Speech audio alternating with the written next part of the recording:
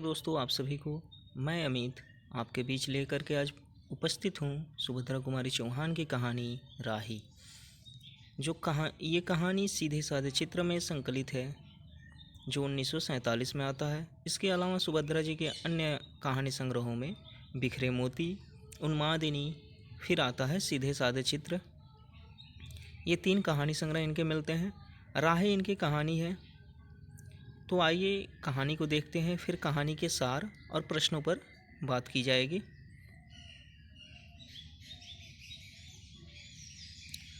तेरा नाम क्या है? तेरा नाम क्या है? राही। तुझे किस अपराध में सजा हुई? चोरी की थी सरकार। चोरी? क्या चुराया था? नाज की गठरी। कितना अनाज था? होगा 5-6 सिर। और कितने दिन की और सजा कितने दिन की है? साल भर की। तूने चोरी क्यों की? मजदूरी करती तब भी दिन भर में 3-4 आने पैसे मिल जाते। हमें मजदूरी नहीं मिलती सरकार। हमारी जाति मांग रोरी है। हम केवल मांगते खाते हैं और भीख ना मिले तो फिर चोरी करते हैं। उस दिन घर में खाने को नहीं था। बच्चे भूख से तड़प रहे थे। बाजार में बहुत देर तक मांगा। बोझा ढोने के लिए टोकरा लेकर बैठी भी रही पर कुछ न मिला। सामने किसी का बच्चा रो रहा था। उसे देखकर मुझे अपने भूखे बच्चे की याद आ गई। वहीं पर किसी की नाज की गठरी रखी हुई थी। उसे लेकर भागी थी कि पुलिस वाले ने पकड़ लिया। अनीता ने एक ठंडी सांस ली। बोली, फिर तूने कहा नहीं कि बच्चे भूखे थे इसलिए चोरी की? संभव है इस बात से मजिस्ट्रेट कम सजा देते। देखिए, पहले पात्र का नाम हमें मिल गया है अनीता। कहानी हमारी शुरू होती है एक संवाद के रूप में। संवाद करता कौन है? तो एक पात्र हमारी होती है अनीता। दूसरी पात्र जो हमारी निकल के आ रही हैं वो है राही। तो अनीता इनसे प्रश्न करती हैं कि आप जेल का जो वृतांत है, संवाद के माध्यम से कहानी आरंभ हो रही है। जेल के वृतांत जेल में की घटना से शुरू हो रही है। अनीता इनसे प्रश्न करती है कि आप किस अपराध में आए हैं। जब जेल में कैदी रहते हैं तो आपस में डिस्कस करते हैं कि आप किस में आए, आप किस में आए। तो वैसे ही कहानी चल रही है। तो राही बताती है कि मैंने अनाज की चोरी की थी। अनाज कितने थे? तो 5 से 6 सिर अनाज थे और उसमें मुझे 1 साल की सज़ा दी गई है। चोरी करने का कारण भी बताती है कि बच्चे भूख से तड़प रहे थे तो मैंने चोरी कर ली। जाति क्या है राही की? तो मांगरोरी है।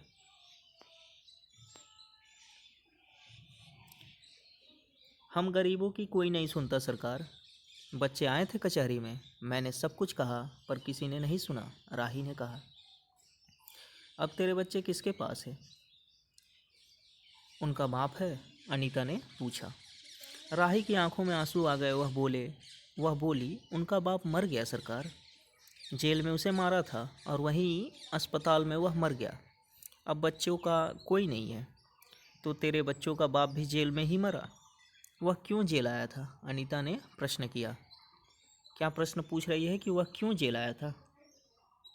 उसे तो बिना कसूर के ही पकड़ लिया था सरकार। राही ने कहा। ताड़ी पीने गया था। 2-4 दोस्त भाई उसके साथ थे। मेरे घर वालों का एक वक्त पुलिस वाले से झगड़ा हो गया था। इसी का बदला उसने लिया। 109 में उसका चालान करके साल भर की सज़ा दिला दी। वहीं वह मर गया। चालान किस में हुआ था? तो 109 में।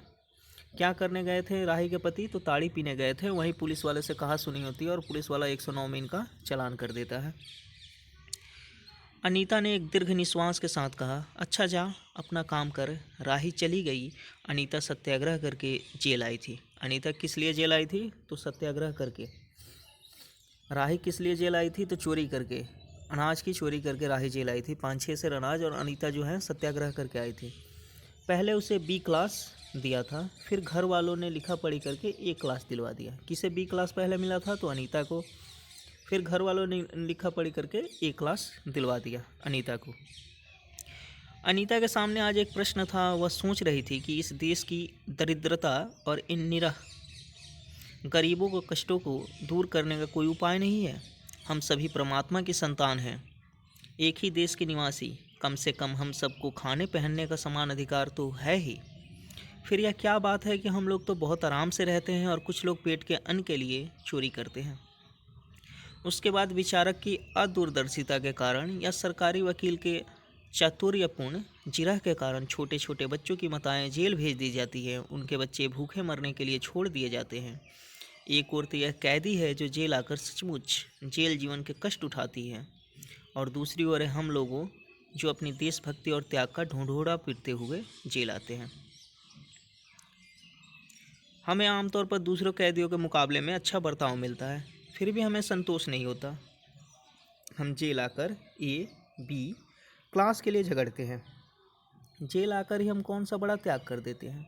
जेल में हमें कौन सा कष्ट रहता है सिवाय इसके कि हमारे माथे पर नेतृत्व की सील लग जाती है।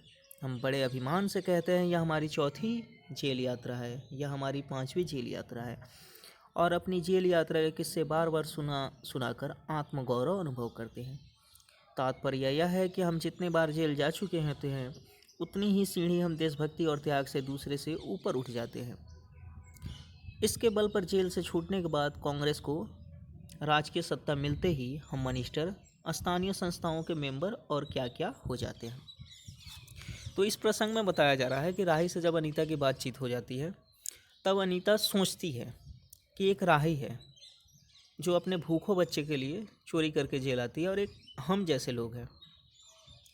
जैसे लोग हैं जो जेल आते हैं और एक शौक के तौर पर जेल आते हैं, और आते भी हैं तो ए और बी क्लास के लिए यहाँ लड़ते हैं, अपनी हर सुख सुविधाओं का ध्यान रखते हैं जेल में भी, और यहाँ से बाहर जा कर के ढिंढोरा पीटते हैं, झूठी डींगें हाँकते हैं कि हम इतनी बार जेल जा चुके हैं, ये हमारी इतनी जेल यात्रा है, और उन यात्राओं के नाम पर हमारा रुतबा बनता है, हमें कांग्रेस की टिकट मिलती है, कांग्रेस की सदस्यता मिलती है, लेकिन हम इन गरीबों के लिए क्या कर रहे हैं। देश में जो दरिद्रता फैली है इसके लिए तो हम कुछ नहीं कर रहे हैं।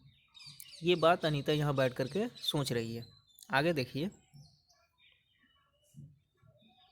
फिर आगे अनीता सोच रही थी, आज कल तक जो खद्दर भी नहीं पहनते थे, बात बात पर कांग्रेस का मजाक उड़ाते थे, कांग्रेस के हाथों में थोड़ी शक्ति आते ही वे कांग्रेस भक्त बन गए, खद्दर पहनने लगे, यहाँ तक कि जेल में भी दिखाई पड़ने लगे। वास्तव में यह देशभक्ति है या सत्ता भक्ति?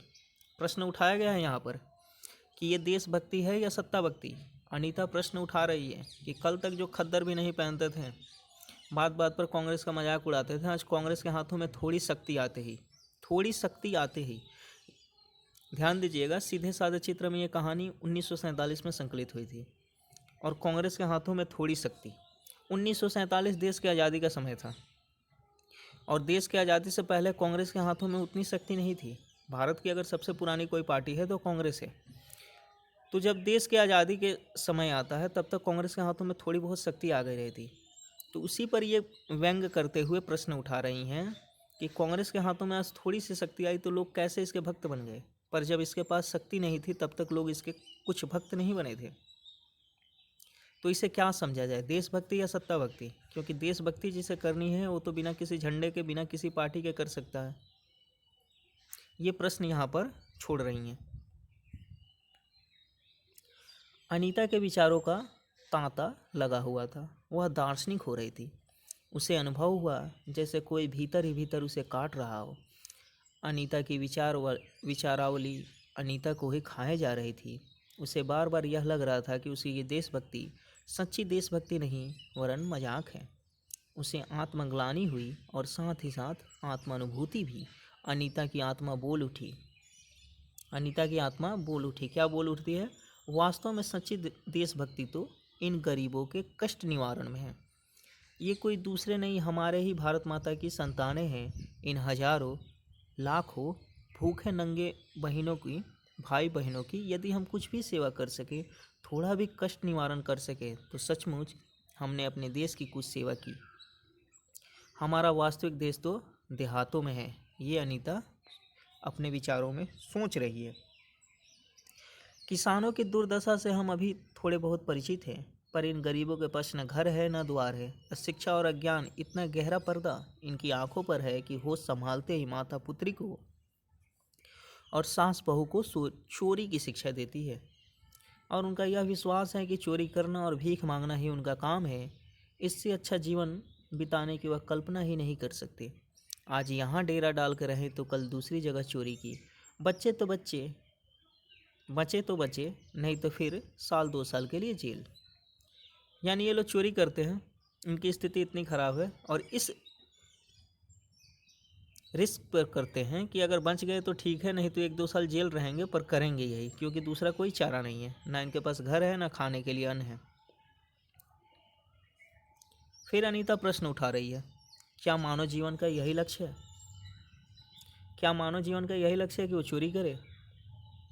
लक्ष्य है भी अथवा नहीं।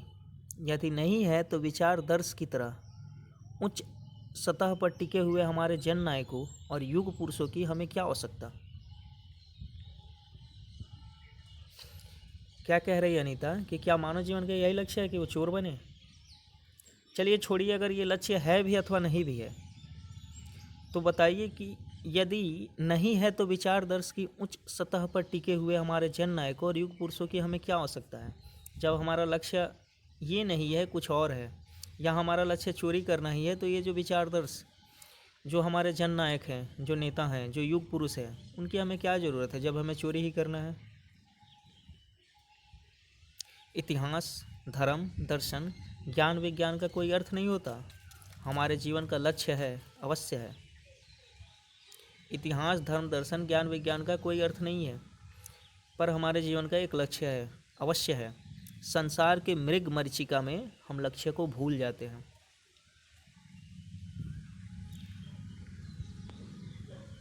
सतह के ऊपर तक पहुंच पाने वाली कुछ एक महान आत्माओं को छोड़कर सारा जन समुदाय संसार में अपने को खोया हुआ पाता है। कर्तव्य का उसे ध्यान नहीं, सत्यासत्य की समझ नहीं, अन्यथा मानवीयता से बढ़कर कौन सा मानव धर्म है? पतित मानवता को जीवन दान देने की अपेक्षा भी कोई महत्वपूर्ण है? राही जैसी भोली भाली किंतु गुमराह आत्माओं के कल्याण की साधना जीवन की साधना होनी चाहिए। सत्याग्रही की यह प्रथम प्रतिज्ञा क्यों न हो? देशभक्ति का यही मापदंड क्यों न बने? अनीता दिन भर इन्हीं विचारों में डूबी रही। शाम को भी वह इसी प्रकार को सोचते सोचते सो गई। अनीता क्या सोच रही है? अनीता सोच रही है कि जो हम सत्याग्रह करते हैं, सत्याग्रह की हम प्रतिज्ञा लेते हैं, तो उसकी प्रथम प्रतिज्ञा ये क्यों ना हो कि हम लोगों का कल्याण करें। राही जैसी भोली भाली किंतु गुमराह आत्माओं की कल्याण की साधना जीवन की साधना होनी चाहिए। ये सत्याग्रह का क्यों नहीं प्रतिज्ञा करें हम? हमारी जो देशभक्ति है, जो हम कांग्रेस के प्रति अपनी देशभक्ति दिखा रहे हैं, इसका मापदंड यही क्यों ना बने कि हम इन भोली भाली गरीब जनता का कल्याण करेंगे। अनीता दिन भर इसी तरह के विचारों में डूबी रहती है और डूबे डूबे क्या होता है, सोचते सोचते सो जाती है। रात में अनीता सपना देखती है कि जेल से छूटकर वह इन्हीं मांगरोरी लोगों के गांव में पहुंच गई है। वहां उसने एक छोटा सा आश्रम खोल दिया है। इसी आश्रम में एक तरफ छोटे छोटे बच्चे पढ़ते हैं और स्त्रियां सूत काटती हैं, दूसरी तरफ मर्द कपड़ा पहन बुनते हैं और रुई धुनकते हैं। शाम को रोज़ उन्हें धार्मिक पुस्तकें पढ़कर सुनाई जाती है और देश में कहाँ क्या हो रहा है यह सरल भाषा में समझाया जाता है। वहीं भीख मांगने और चोरी करने वाले आदर्श ग्रामवासी हो चले हैं। रहने के लिए उन्होंने छोटे छोटे घर बना लिए हैं। राही के अनाथ बच्चों की अनीता अपने साथ रखने लगी है। अनीता यही सुख स्वप्न देख रही थी। रात में वह देर से सोई थी। सुबह 7 बजे तक उसकी नींद न खुल पाई। अचानक स्त्री जेलर ने आकर उसे जगा दिया और बोली, आप घर जाने को तैयार हो जाइए, आपके पिता बीमार हैं, आप बिना शर्त छोड़ी जा रही हैं। अनीता अपने स्वप्न को सच्चाई में परिवर्तित करने की एक मधुर कल्पना लेकर घर चली गई। यहाँ पर यह कहानी समाप्त होती है। अंतिम पैरा में हमने जो देखा है वो ये है कि अनीता स्वप्न में देख रही है कि वो मांगरोरी जाति के लोगों का जो गांव है वहाँ अनीता पहुँच गई है और वहाँ पहुँच करके एक आश्रम खोल दिया है और उस आश्रम में छोटे छोटे बच्चे पढ़ रहे हैं, स्त्रियाँ सूट काट रही हैं और मर्द जो हैं कपड़ा बुन रहे हैं, रुई धुनक रहे हैं। शाम को उन्हें जो है धार्मिक पुस्तकें पढ़ के सुनाई जा रही है। जो ग्रामवासी पहले भीख मांगते थे वो अब आदर्शवादी हो चुके हैं, भीख मांगना छोड़ चुके हैं। ये बातें वो स्वप्न में सोच रही है। तभी उसे स्त्री जेलर आकर के जगाती है और क्या कहती है कि आपके पिता बीमार हैं और आपको छोड़ा जा रहा है। तो अनीता जेल से क्यों छूटी थी? तो पिता की बीमारी के कारण छूटी थी। ये बात हमें याद रखना है। और अनीता अपने स्वप्न को सच्चाई में परिवर्तित करने के लिए जेल से निकलती है।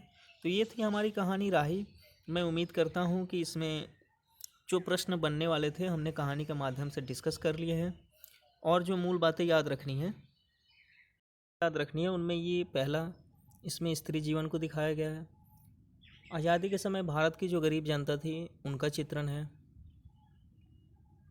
उनका चित्रण इस कहानी में किया गया है। कैसे लोग चोरी करते हैं अनाज के लिए, ये सब दिखाया गया है इस कहानी में। देश प्रेम की भावना के आड़ में, देश प्रेम की जो भावना है उसको गरीब जनता से जोड़ा जा रहा है कि देश प्रेम, हमारा खद्दर पहनना देश प्रेम ना हो करके गरीबों का लोक कल्याण किया जाए, ये होना चाहिए। ये सब बातें इस कहानी में हमें देखने मिलती है। तो कहानी यहीं समाप्त होती है। धन्यवाद आप सभी का। और अगर आप चैनल पर नए हैं तो इसको शेयर करें, सब्सक्राइब करें।